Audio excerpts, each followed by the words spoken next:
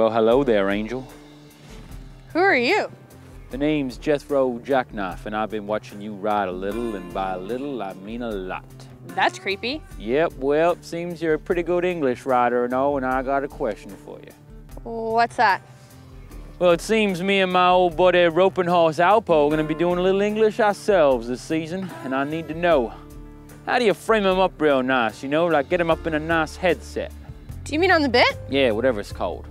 It's actually really simple.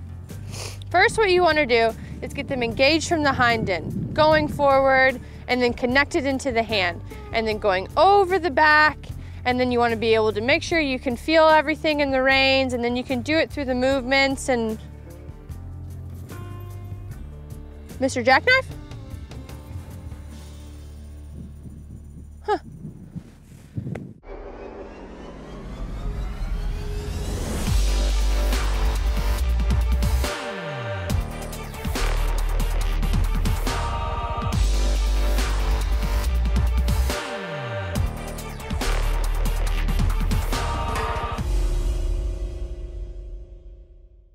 G'day, and welcome to Evention.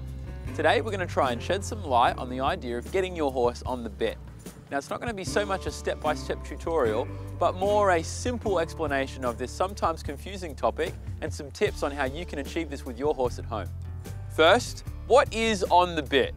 Well, to me, on the bit is when the rider creates impulsion from behind, the horse is traveling up, lifting his back, and moving forward into a steady, submissive contact with the bit. Now, why do we want our horses going on the bit?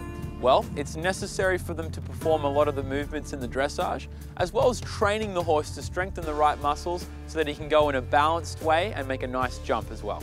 Now, let's get a visual as to what on the bit actually looks like. In this first example, when the rider has the horse on the bit, first, she's created impulsion. The horse is tracking up well, swinging and light in the back, moving forward into the bit in a submissive, happy way, and the rider feels a steady weight in the reins. In this example, the horse is behind the bit, and that is, he evades the contact by curling his neck up.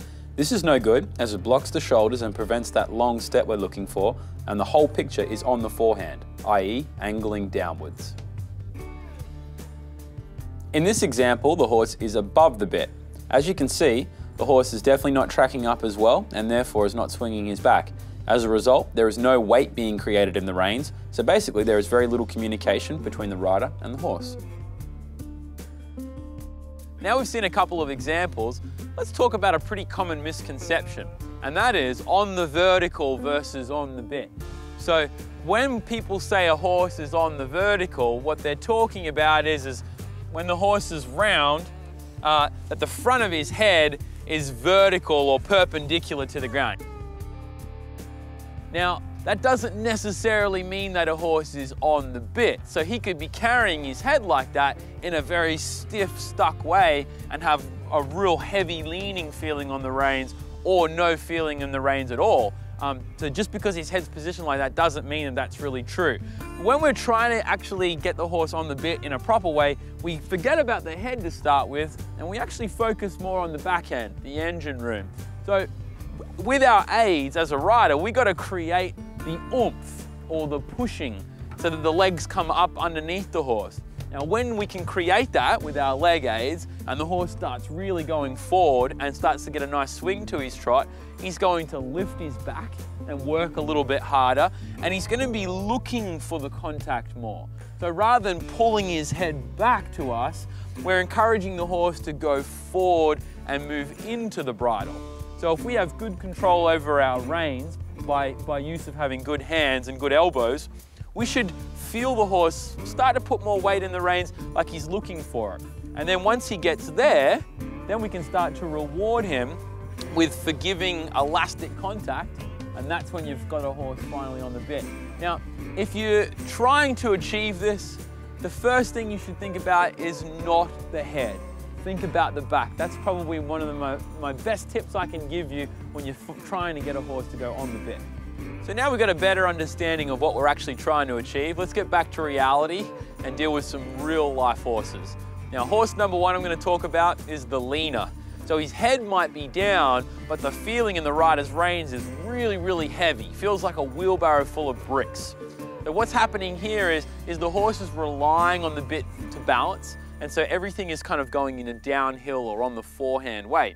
Now, ways to counteract that is getting him to take responsibility for his own weight. And we can do that by riding lots of transitions. So going from the walk to the trot, trot to the walk, etc. And by changing gears, he doesn't really have time to kind of grab hold and lean down on the bit.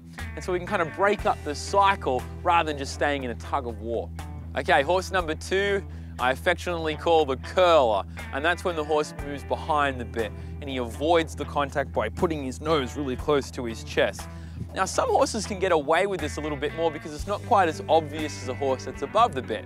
Now, if you're experiencing that and you feel your horse tucked in or curling up like that, you've got to get him back in front of your leg, okay? You've got to apply pressure with your legs and send him forward and let him go outwards until you start to feel him put some weight back in your reins again.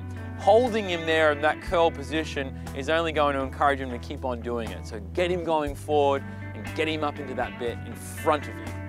Last but not least, the llama. So if you're riding along and your horse is staring back at you, or you feel like you could lean forward and rest a drink on his forehead, chances are your horse is doing his best llama impersonation. i.e. he's above the bit. This might be because he's green or just inexperienced, but it's probably one of the more common problems that I see. So first off the bat, if the horse is going above the bit, he's probably taking short sewing machine-like steps.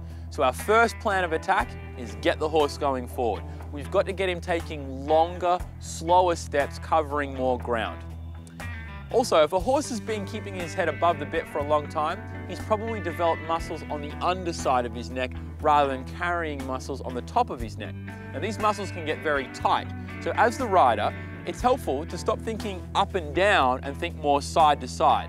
So by bending and flexing the horse, we can hopefully stretch and extend those muscles, softening them up and encouraging him to stretch out. Now, once we've got our horse forward and stretching out, it's only a matter of time before he starts to seek that bit out and hopefully develops the idea of coming on the bit. All right, guys, so hopefully you got a bit more information as to what on the bit actually is. Remember, if you focus more on the back of the horse rather than the front first, and riding with lots of impulsion forward into kind, steady hands, you should stay on the right track. I should also probably mention equipment such as side reins, draw reins, etc. Now, this stuff definitely has its place, but if used inappropriately or by inexperienced riders, nothing ruins a good horse faster. My general rule of thumb is you know how to use this stuff when you can leave it hanging in your tack room. All right, guys, we'll see you next week. See ya.